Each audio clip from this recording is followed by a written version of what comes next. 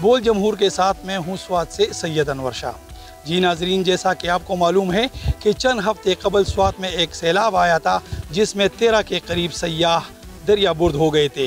سوات اب اس سانحے سے نہیں نکلا تھا، لیکن ایک بار پھر 15 اگست کو ایک تباہ کن سیلاب آیا، جس کی وجہ سے مشرق کا سوئٹزرلینڈ کہلانے والی وادی سوات ملبے کے ڈیر میں تبدیل ہوئی۔ میں اس وقت موجود ہوں سوات کے مرکزی شہر مینگورہ میں۔ یہ ملاکن ڈویژن کے 9 اضلاع کا سب سے بڑا کاروباری مرکز ہے، جہاں ہر طرف منوں کے حساب سے مٹی کے ڈیر بنے ہوئے ہیں۔ 15 اگست کو آنے والے اس تباہ کن سیلاب میں سوات کے مختلف علاقوں میں 22 افراد جان بحق ہو گئے ہیں۔ 41 کے قریب مکانات مکمل طور پر تباہ ہو گئے ہیں، جبکہ 185 کے قریب مکانات کو جزوی نقصان پہنچا ہے۔ بجلی کا نظام بھی درہم برہم ہو گیا ہے۔ بیشتر علاقوں کو بجلی کی سپلائی بحال ہو گئی ہے، تاہم بعض علاقے اب بھی ایسے ہیں جہاں بجلی کی سپلائی بحال نہیں ہو سکی ہے۔ بجلی کی عدم دستیابی کی وجہ سے ان علاقوں میں پانی کی شدید قلت پیدا ہو گئی ہے۔ مینگورہ شہر میں اس وقت ہر گلی میں ہر جگہ پر لوگ امدادی کارروائیوں میں مصروف ہے۔ فلاحی ادارے، پاک فوج کے جوان، ضلعی انتظامیہ اور دیگر فلاحی ادارے اور سیول ڈیفنس کے رضاکار بھی مقامی لوگوں کی مدد کر رہے ہیں، لیکن یہ نقصان اتنا بڑا ہے، اتنی تباہی ہوئی ہے کہ ایک ہفتہ گزرنے کے باوجود بھی ابھی تک یہ صفائی کا کام جو ہے وہ مکمل نہیں ہو سکا ہے۔ اس کے علاوہ ملاکن ڈویژن کی دیگر اضلاع میں بھی سیلاب نے بڑی تباہی مچائی ہے۔ ضلع بنیر کو سب سے زیادہ متاثرہ ضلع قرار دیا جا رہا ہے، جہاں پر 4 گاؤں جو ہے وہ ملیامیٹ ہو گئے تھے۔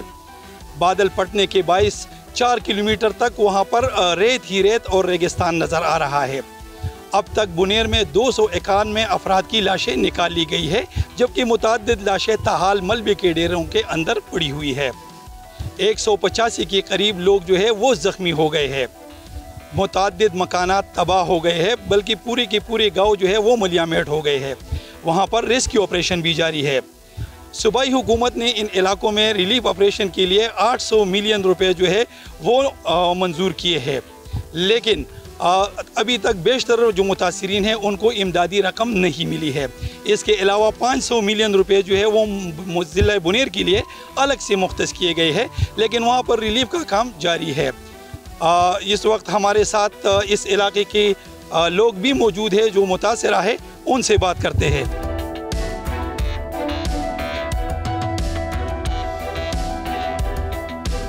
میں موجود ہوں خواتین شاپنگ مارکیٹ چینا بازار میں۔ ایک دکاندار ہمارے ساتھ موجود ہے، ان سے بات کرتے ہیں۔ اچھا جی، جب سیلاب آیا تو آپ دکان میں تھے، تو کس طرح یہ سارا واقعہ پیش آیا اور آپ کا تقریباً کتنا نقصان ہوا؟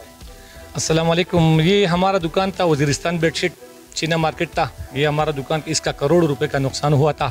یہ 9:30 بجے میں جو ہے نا پانی نہیں تھا، بس پورا 10 بجے میں جو پانی آیا تھا۔ ہمارے پاس سارا ویڈیو بھی ہے، لیکن ہمارا کروڑ روپے کا نقصان ہوتا ہے۔ یہ سارا تمہارے جیسا دیکھا ہے یہ ویڈیو میں، یہ کروڑ کا نقصان ہے۔ اچھا، جو تو کوئی منتخب ممبران اسمبلی یا ریلیف کی کوئی ادارے یا سرکاری اہلکار کوئی لوگ آئے آپ کے پاس؟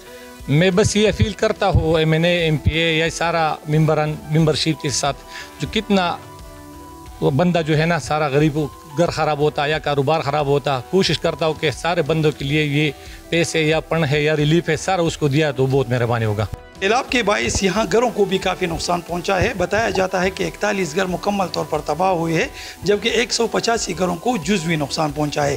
اس وقت ہم ایک گھر میں موجود ہے جو سیلاب آیا تھا تو وہ گھر کے اندر داخل ہوا تھا اور یہ گھر مٹی کے سے دب گیا تھا۔